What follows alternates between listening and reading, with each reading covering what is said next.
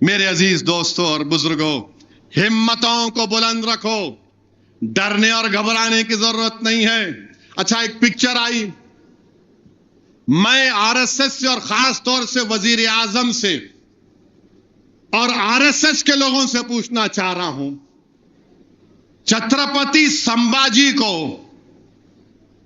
بدترین الفاظ کس نے استعمال کیے تھے؟ ساورکر نے چھترپتی سمبھاجی کے خلاف بدترین الفاظ استعمال کیے گولوالکر اپنی بنچ آف تھاٹس میں۔ اگر میں بولوں گا تو یہ ٹی وی چینل والے روزہ کھولنے سے پہلے میرے کو بتائیں گے، ارے کیا بول دیا آپ، انہوں کیا بولے معلوم ان کو تو کیا وزیر اعظم متفق ہیں، کیونکہ وزیر اعظم بولے اچھا پکچر ہے۔ جو انہوں نے گولوالکر کو اپنا گرو کہا، تو گولوالکر نے چھترپتی سمبھاجی کے خلاف جو بات کہی تھی، کیا اس کو قابل قبول ہے؟ جو ساورکر نے جو بات کہی تم اس کو قابل قبول مانتے ہو؟ اگر نہیں مانتے تو پھر ان کو کیا کرو گے؟ تم یہ سمجھ رہے کہ ہم نہیں جانتے کیا کہہ رہے ہیں؟ اور پھر میرے عزیز دوستوں اور بزرگوں، اب تو خبر کو توڑ دیں گے، خبروں کو توڑ دیں گے۔ میں بول رہا تھا آپ کو، وقف کا قانون بنے گا، قبرستان توڑیں گے، مسجدوں کو چھینیں گے، درگاہوں کو چھینیں گے، ایویکیو پراپرٹیز جو وقف ہیں وہ چھین لیں گے۔ ہمارے مخالفین جذباتی تقریر کر رہے، ارے بھائی جذباتی تقریر کرنا نہیں، سچائی کو بیان کرنا۔ اب خبروں کو بھی توڑنے کی بات کر رہے ہیں۔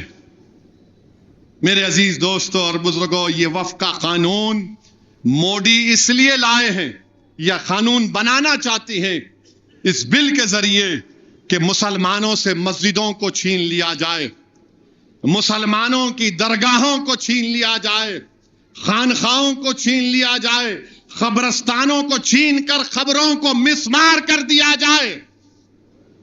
یہ ان کا مقصد ہے۔ اس بل کو پڑھو آپ، اور اگر کوئی وقف کی پراپرٹی پر 22 سال سے قابض ہے تو اس کو مالک بنانے کا قانون بنانا چاہتے۔ جو جائیداد کو اللہ کے نام پہ ہم وقف کر دیے، اس کو کہہ رہے ہیں کہ نہیں، اب اس کا مالک کوئی اور ہوگا۔ ہر زاویے سے بھارت کے مسلمانوں کو ان کی مذہب سے دور کھینچنے کی کوشش کی جا رہی۔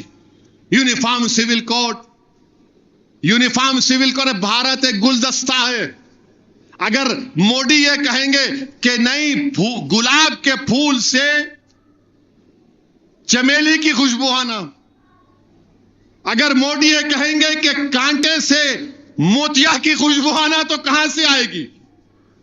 گلاب کے پھول سے گلاب کی خوشبو آئے گی، چمیلی کے پھول سے چمیلی کی خوشبو آئے گی۔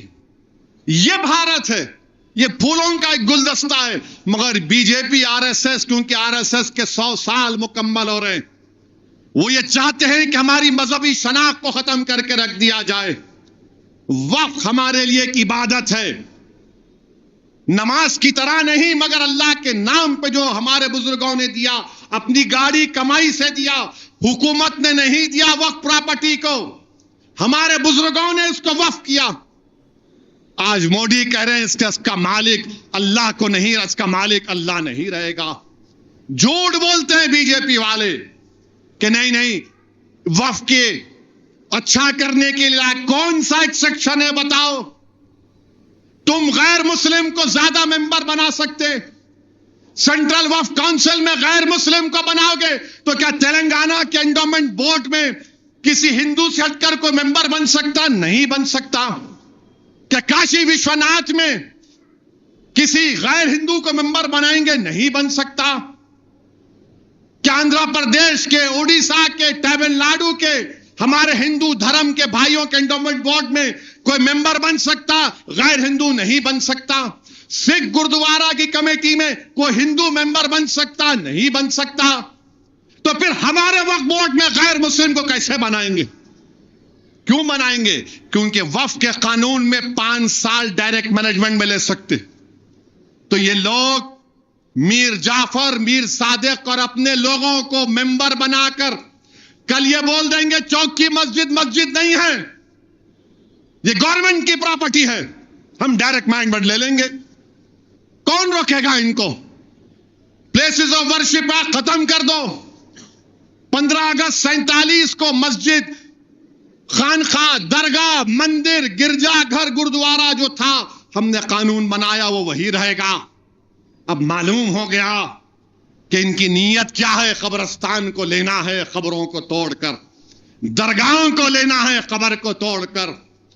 یاد رکھو بولنے والوں، برہان الدین غریب رحمت اللہ علیہ کا آستانہ، زرزری بخش رحمت اللہ علیہ کا آستانہ بادشاہوں سے آباد نہیں، وہ اللہ کے کرم سے آباد تھا، ہے اور رہے گا انشاءاللہ تعالی۔